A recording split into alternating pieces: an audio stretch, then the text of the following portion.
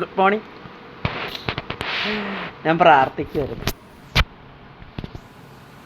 അപ്പോൾ ഞാനൊരു ഭഗവത്ഗീതയിലെ ഒരു പേജ് ഞാൻ വായിക്കാവേ, കേട്ടോ നിങ്ങൾ. ദാനം ആവശ്യം ചെയ്യപ്പെടേണ്ടതാണ് എന്ന നിശ്ചയത്തോടെ തനിക്ക് ഇതിനു മുൻപ് യാതൊരു ഉപകാരവും ചെയ്യാത്തവനും ദാനം വാങ്ങുവാൻ സർവ്വതാ അർഹനുമായ വ്യക്തിക്ക് ശുദ്ധമായ ദേശത്തും പുണ്യകാലത്തും യാതൊരു ദാനം കൊടുക്കപ്പെടുന്നുവോ ആ ദാനം സാത്വികമെന്ന് സ്മരിക്കപ്പെടുന്നു. പിന്നെ അടുത്ത ഇതാണ്: ഈ ദാനം ചെയ്താൽ ഇതിനു തക്ക പ്രത്യുപകാരം ദാനം വാങ്ങുന്നവൻ ചെയ്യണമെന്ന് വിചാരിച്ചുകൊണ്ടോ ദാനം കൊണ്ട് സ്വർഗപ്രാപ്തി സാധിക്കുമെന്ന് പ്രതീക്ഷിച്ചോ ധനം ചിലവാക്കേണ്ടി വരുമല്ലോ എന്ന ക്ലേശത്തോടെ യാതൊരു ദാനം ചെയ്യപ്പെടുന്നു ആ ദാനം രാജസമെന്ന് പറയപ്പെടുന്നു. സ്മൃതികളിൽ അങ്ങനെ പറയപ്പെടുന്നു. മനസ്സിലായ? ദാനം ആവശ്യം ചെയ്യപ്പെടേണ്ടതാണ് എന്ന നിശ്ചയത്തോടെ, ദാനം ചെയ്യേണ്ടത് നമുക്ക് അത്യന്താപേക്ഷിതമാണെന്നുള്ള നിശ്ചയത്തോടു കൂടി നമ്മൾ ചെയ്യണമെന്ന്. തനിക്ക് ഇതിനു മുമ്പ് യാതൊരു ഉപകാരം ചെയ്യാത്തവന് വേണം ദാനം ചെയ്യാൻ. അതായത് നമുക്കൊരാൾ എന്തെങ്കിലും ഉപകാരം ചെയ്തിട്ടുണ്ടെങ്കിൽ അവന് പ്രത്യുപകാരമായിട്ട് ഒരിക്കലും നമ്മൾ ദാനം കൊടുക്കാൻ നോക്കരുത്. അതുകൊണ്ട് നമുക്കൊരു പുണ്യവും കിട്ടത്തില്ല. നമുക്ക് ഒരു അറിയാത്തൊരാളുടെ വിഷമതയിലും കഷ്ടപ്പാടിലും അവൻ അത് അർഹനാണെന്ന് കണ്ടാൽ അവന് വേണം ദാനം ചെയ്യാൻ. അത് മറ്റാരോടും പറയാനും പാടില്ല. മനസ്സിലായ? ശുദ്ധമായ ദേശത്തും പുണ്യകാലത്തും യാതൊരു ദാനം കൊടുക്കപ്പെടുന്നു. പുണ്യമായ കാലം എന്ന് പറഞ്ഞാൽ ഇപ്പം നമ്മൾ കണ്ടില്ലേ, മുസ്ലിംസ് അവരുടെ റംസാൻ സമയത്ത് ദാനം ചെയ്യുന്നത് കണ്ടില്ലേ? അത് പുണ്യകാലമാണ് എന്ന് പറഞ്ഞാൽ നമുക്കും നമ്മൾ നോയമ്പ് കാലമൊക്കെ ഉണ്ടല്ലോ നമുക്ക്, അതുപോലെ കാലത്ത് നമ്മൾ ദാനം ചെയ്യണമെന്നാണ് പറയുന്നത്. മനസ്സിലായ? അതിനെ സ്വാത്വികമെന്ന് പറഞ്ഞു. അതാണ് നല്ലത്. മനസ്സിലായോ? ഈ ദാനം ചെയ്തയാൾ ഇതിനു തക്ക പ്രത്യുപകാരം ദാനം വാങ്ങുന്നവൻ ചെയ്യണമെന്ന് വിചാരിച്ചു കൊണ്ടോ, അത് മനസ്സിലായ? ഈ നമ്മളൊരാൾക്ക് ദാനം കൊടുത്തിട്ട് അവൻ നമുക്ക് പിന്നീട് ഒരു പ്രത്യുപകാരം ചെയ്യണമെന്ന് പ്രതീക്ഷിച്ചുകൊണ്ട് ഒരിക്കലും ദാനം കൊടുക്കരുത്. ഭഗവത്ഗീതയും ബൈബിളും ഖുറാനും ഒരേപോലെ പറഞ്ഞിരിക്കുന്ന കാര്യങ്ങളാണ് ഇതൊക്കെ. ഇത് നമുക്ക് ഹിന്ദുക്കൾ ഇത് വായിക്കാത്തത് കൊണ്ട് ഇതിനെക്കുറിച്ച് അറിയത്തില്ല. ദാനം എന്താണെന്ന് പോലും അറിയത്തില്ല. ദാനത്തിൻ്റെ പ്രാധാന്യം എന്താണെന്ന് അറിയത്തില്ല. കണ്ടില്ലേ, യൂസഫ് അലിക്കൊക്കെ നമുക്ക് പറഞ്ഞു തരുന്നത് 100 രൂപ കിട്ടിയാൽ 10 രൂപ കൊടുക്കണമെന്നാണ് പറയുന്നത്.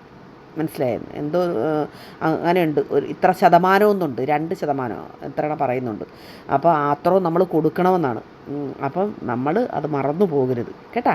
ദാനം കൊടുക്കും തോറും കൂടി വരത്തേ ഉള്ളൂ. നമ്മളൊരു കിണറിൽ നിന്ന് വെള്ളം കോരും തോറും വെള്ളം ഊറി വീണ്ടും ആ കിണറ്റിലേക്ക് വരത്തേ ഉള്ളൂ. അതുകൊണ്ട് ദാനം കൊടുക്കുന്നതിൽ അത് അർഹതപ്പെട്ടവന് കൊടുക്കണം. പൊങ്ങച്ചത്തിന് വേണ്ടിയോ ഫലം തിരിച്ചൊരു പ്രത്യുപകാരം കിട്ടുമെന്നോ ഓർത്ത് ഒരിക്കലും ദാനം കൊടുക്കരുത്. ദാനം കൊണ്ട് പ്രാപ്തി സാധിക്കുമെന്ന് പ്രതീക്ഷിച്ചോ ധനം ചിലവാക്കേണ്ടി വരുമല്ലോ എന്ന ക്ലേശത്തോടെയോ യാതൊരു ദാനം നൽകപ്പെടുന്നു ആ ദാനം രാജസമെന്ന് പറയപ്പെടുന്നു. അതായത് മോശമാണ്. അങ്ങനെ ചിന്തിക്കരുത്. നമ്മൾ ദാനം കൊണ്ട് ഈ ദാനം കൊടുത്താൽ എനിക്ക് സ്വർഗം കിട്ടിയാലെന്നോർത്ത് ഒരിക്കലും കൊടുക്കരുത്. ദൈവമേ കൊടുക്കണമല്ലോ ഈശ്വര, എൻ്റെ പണം എടുത്ത് ഇങ്ങനെ കൊടുക്കണ്ടേ എന്നൊക്കെ പറഞ്ഞൊരു മനസ്സോടെ നമ്മൾ കൊടുക്കത്തില്ല. ഒരിക്കലും സന്തോഷത്തോടെ ദാനം കൊടുക്കണം. ദൈവത്തിന് വേണ്ടി എൻ്റെ മനസ്സറിഞ്ഞ് ഞാൻ അധ്വാനിച്ചുണ്ടാക്കിയ പണത്തിൻ്റെ ഒരു ഭാഗം ഞാൻ ദാനം ഇല്ലാത്തവന് കൊടുക്കുന്നു. ദൈവമേ നിൻ്റെ മുന്നിൽ ഞാനിത് സമർപ്പിക്കുന്നു എന്ന് പറഞ്ഞ് അവൻ്റെ സൃഷ്ടി തന്നെയാണ് ഈ ഭൂമിയിലുള്ള സകല ജീവനും എന്ന് വിചാരിച്ചോണം. നീ ആരാധിക്കുന്ന നിൻ്റെ ദൈവത്തിൻ്റെ സൃഷ്ടിയാണ് സകലതും എന്ന് നീ വിചാരിച്ചുകൊണ്ട് സന്തോഷത്തോടെ ഹൃദയം നിറഞ്ഞ് വേണം അത് കൊടുക്കാൻ.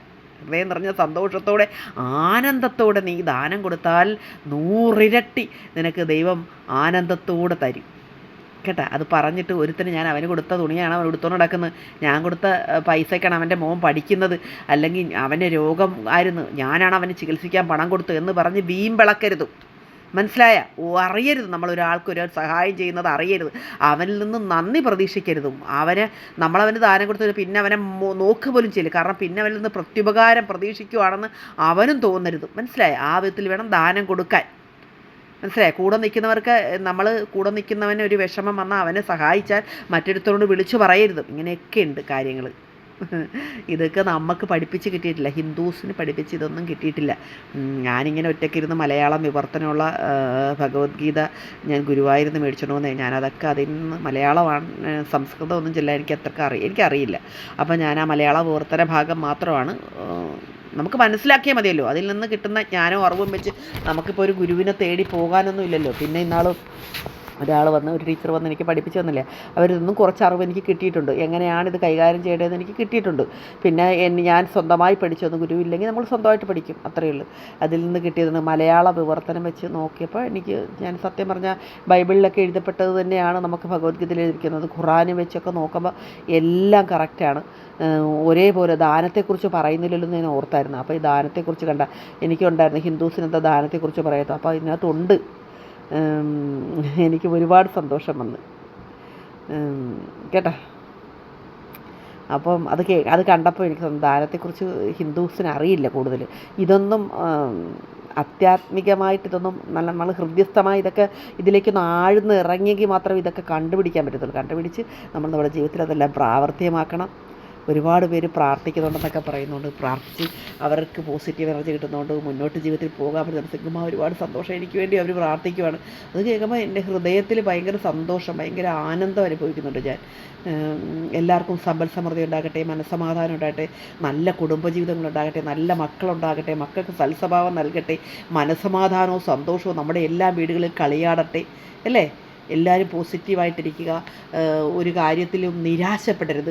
നമുക്ക് കുറേ നാൾ സുഖം കിട്ടിയിട്ട് ഒരു ദുഃഖം കിട്ടുമ്പോൾ നമ്മൾ ദൈവത്തെ പഴിക്കരുത്. സുഖം കിട്ടുമ്പോൾ അത് നന്നായി വിനിയോഗിക്കാൻ നമ്മൾ ആദ്യം പഠിക്കണം.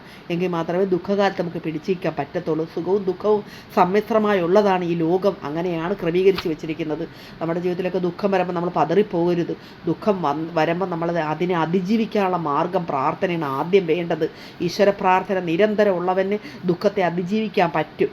മനസ്സിലായി? ഒരാൾക്ക് സ്ഥിരമായി ദുഃഖവും പ്രതിസന്ധികളും പ്രയാസങ്ങളും തരത്തില്ല. അത് കുറച്ച് സമയം കഴിയുമ്പം നമ്മൾ അതെല്ലാം മാറും. അതിനെ മറികടക്കാൻ ആത്മവിശ്വാസത്തോടെ നിൽക്കാൻ നമുക്ക് ദൈവാരാധന, ഈശ്വരാരാധന വേണം കേട്ടോ. പ്രാർത്ഥന വേണം, നിരന്തരം പ്രാർത്ഥന വേണം.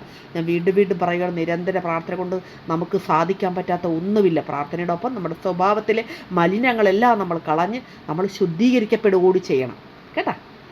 എല്ലാവർക്കും ഇന്നതൊരു നല്ല ദിവസം ഞാൻ ആശംസിക്കുകയാണ്.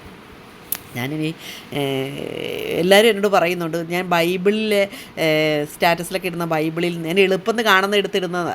അപ്പം അതുമെല്ലാം ബൈബിളാണെന്ന് വിചാരിക്കരുത്, അല്ലെ ഖുറാനാണെന്ന് വിചാരിക്കരുത്. മനുഷ്യ നന്മയ്ക്ക് വേണ്ടിയിട്ടുള്ള വാക്കുകളാണോ അതിലൂടെ വരുന്നതെന്ന് മാത്രം നമ്മൾ എവിടുന്ന് നല്ലത് വരുന്നു അതിനെ നമ്മൾ അംഗീകരിക്കുക.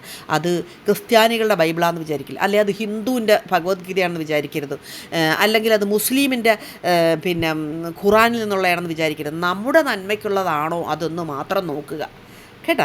നമുക്കൊരു എന്തെങ്കിലും ഒരു ആക്സിഡൻ്റ്, ഒരു പ്രശ്നം ഉണ്ടായി, നമുക്ക് ഇച്ചിരി രക്തം കയറ്റണം. നമ്മൾക്ക് ഇപ്പം O നെഗറ്റീവാണ്. O നെഗറ്റീവ് വളരെ വിരളമല്ലേ. അപ്പം നമ്മൾ കിട്ടുന്നത് തരുന്നത് ഞാൻ ഹിന്ദു, എനിക്കൊരു മുസ്ലിമോ ഒരു ക്രിസ്ത്യാനിയോ തരുമ്പോൾ ഞാനത് വേണ്ടെന്ന് വെക്കുമോ? ആ രക്തം ഞാൻ വേണ്ടെന്ന് വെക്കൂ, എനിക്കത് സ്വീകരിച്ചല്ലേ പറ്റത്തുള്ളൂ എന്ന് പറഞ്ഞ കണക്ക് തന്നെയാണ് നമുക്കിതിൽ നിന്ന്, ഈ ഭഗവത്ഗീതയിൽ നിന്ന് കിട്ടുന്നതും നമ്മുടെ ഖുറാനിൽ നിന്ന് കിട്ടുന്നതും നമ്മുടെ ബൈബിളിൽ നിന്ന് കിട്ടുന്നതും ഇതെല്ലാം നമ്മുടെ നന്മയ്ക്ക് വേണ്ടിയിട്ടാണ് കേട്ടോ. എല്ലാ മതഗ്രന്ഥങ്ങളും ആഹ്വാനം ചെയ്യുന്നത് മനുഷ്യ നന്മയാണ്. അത് സ്വീകരിച്ച് നമ്മൾ നല്ലവരായി തെറ്റുകളൊക്കെ തിരുത്തി ഇനി തെറ്റ് ചെയ്യില്ല എന്നുള്ള ഒരു മനസ്സൊക്കെ ശുദ്ധമാക്കി വെച്ച് എന്തിനെ നേരിടാനുള്ള കരുത്താർജിക്കുകയാണ് വേണ്ടത് കേട്ടോ. ഒരു നല്ല ദിവസം വീണ്ടും ആശംസിച്ചുകൊണ്ട് ദൈവത്തിൽ എല്ലാവരെയും സമർപ്പിച്ചുകൊണ്ട്, നിങ്ങളെ എൻ്റെ വീഡിയോ കാണുന്ന ഓരോരുത്തരെയും സമർപ്പിച്ചുകൊണ്ട് ഞാൻ അടുത്ത ഉച്ചക്കത്തേക്കുള്ള പരിപാടിയിലേക്ക് പോവുകയാണേ.